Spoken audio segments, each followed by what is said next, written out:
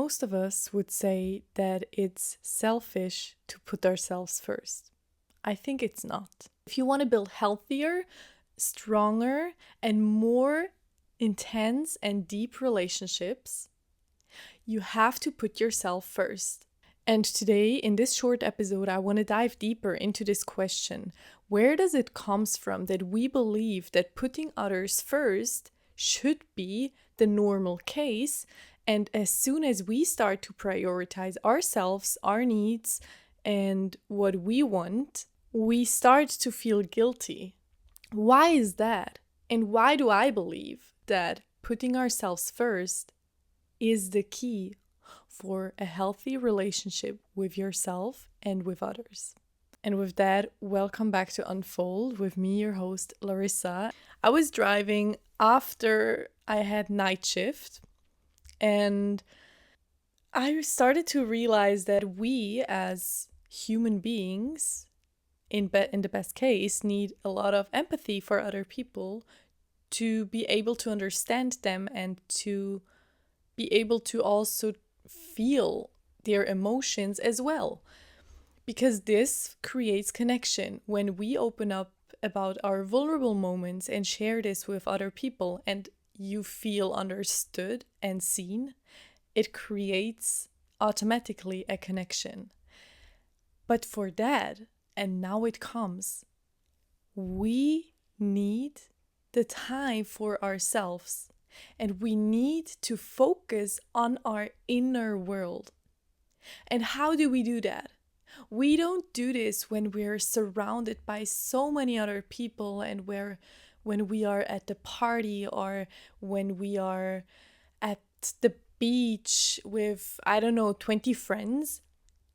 The connection that starts to happen within yourself is when you are in solitude.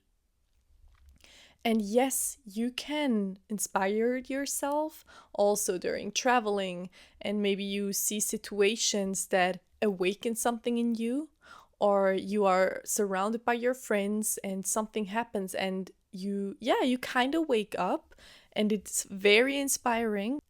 But to process this and to not only understand what it means for you, but also to feel the truth behind of that, you need solitude. You have to come back to process everything, to connect with yourself. And now that's the thing. If you want to build connection, first of all, towards yourself and then with other people, if you want to build healthier, stronger, and more intense and deep relationships, you have to put yourself first. You have to learn that this is okay to put yourself first and that this is the actual key for healthy and strong relationships. Because what would happen if you wouldn't put yourself first? So let me first tell you why it's important, also from the view of a nurse who worked for over 6 years in psychiatry, that I've seen so many people who worked so hard in this job and who first had a lot of empathy, but who were just for too long in this job and seen too many things and didn't really have the time to also process all of that. So what I started to notice with these people then, and I also noticed it with myself, is when I am spending too much time in the outside world, when I am spending too much time, for example, in my job as a nurse, my empathy gets less and less. Why is that? Because I didn't have that much time for myself anymore. And then what then happens with time, especially when you are a little bit more sensitive and you start to notice what goes on within your body, I started to notice that my body created tension. I wasn't really able to fully relax myself after work because I knew, okay, on the next day I have to go to work as well, and then I have to be ready and I have to put myself more in the back because I had to work. And this is a case that happens to so many of us, And I also do believe that even with something you truly love, for example, this is now my podcast, you still need time, you still need a break to connect with your inner world. So when you don't do this, when you don't connect with your inner world, when you don't take the time, when you just think that you have to do, you have to work, and you have to be someone, you will slowly lose, maybe not completely, but step by step, the connection to your inner world, to your emotions, to your body, to how you feel. And with that, you will realize that you will not be able to understand other people fully, because for being able to understand other people fully, you have to understand your inner world first. If you have no connection to your inner world, if you don't know what sadness feels, if you don't know what joy feels for you, how do you then want to understand someone else and create a deep bond and connection if you don't understand your emotions first? That's why I believe that putting yourself first is the most important thing you should do. Now, let me break that down, because most of you will probably say now, but Larissa, sometimes we have to put other people first. Sometimes I can't put myself first. Yes, you are right. I also believe that putting yourself always first isn't maybe the best thing to do, because sometimes it's important to also be there for other people as well, for people who are more in need than you are, and that's okay. That's also part of the human experience, and I think that's also part of being maybe a good friend, being a good daughter, son, or being a good partner, to have the capability to put someone else also first, even when you maybe don't feel 100%. I think that's also an act out of love. But if you do this too many times, if you always put yourself back and other people first, you will start to suffer, because then you will realize that you are trying to feed a hole inside of you by always trying to fix other people or by always trying to be there for others.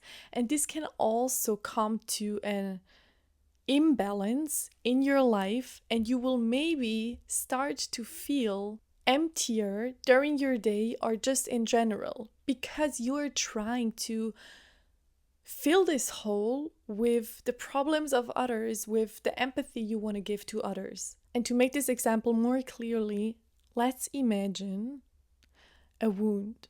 You have a wound, the wound is deep. And that the wound heals, you first have to look at the wound.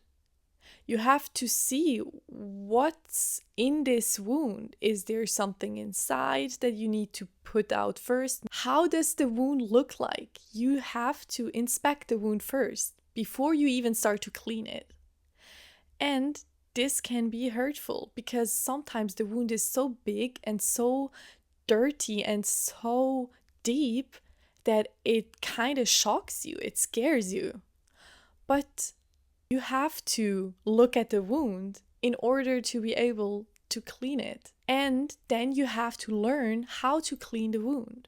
Maybe you don't know really how to do that, so you need help. You need help from other people. You need help from people who already knew how to do that, who already cleaned maybe the same wound or a similar wound themselves. Or you need help from experts who learned how to clean such a wound. And cleaning a deep wound is a long process. It doesn't happen overnight. You have to take care of this wound. You always have to go back to it and look at it.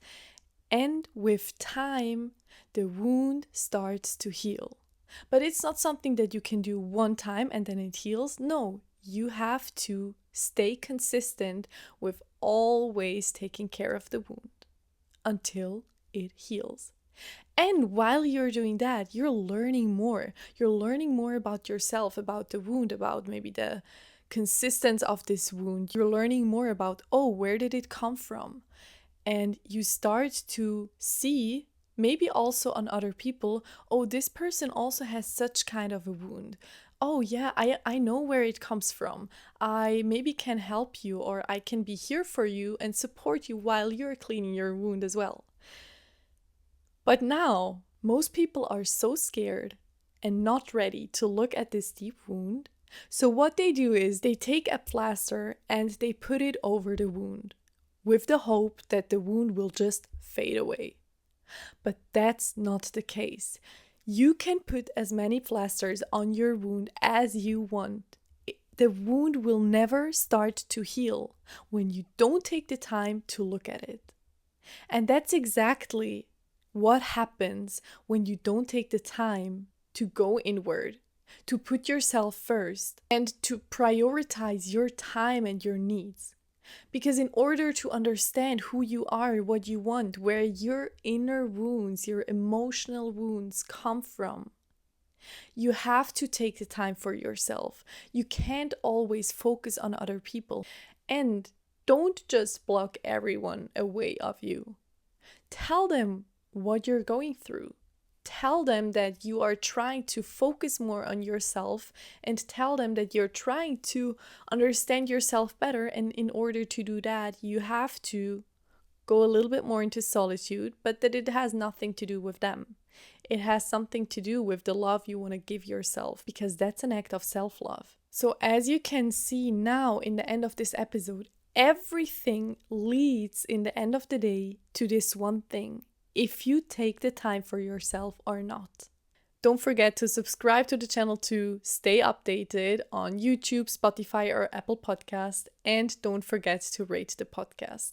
And another thing, if you want to connect deeper in a friendship, for example, send this episode to your friend, to your family, that they understand what you're going through. Thank you so much for being here, for listening, and have a great day or have a good night. And I'll see you on the next Wednesday. Bye!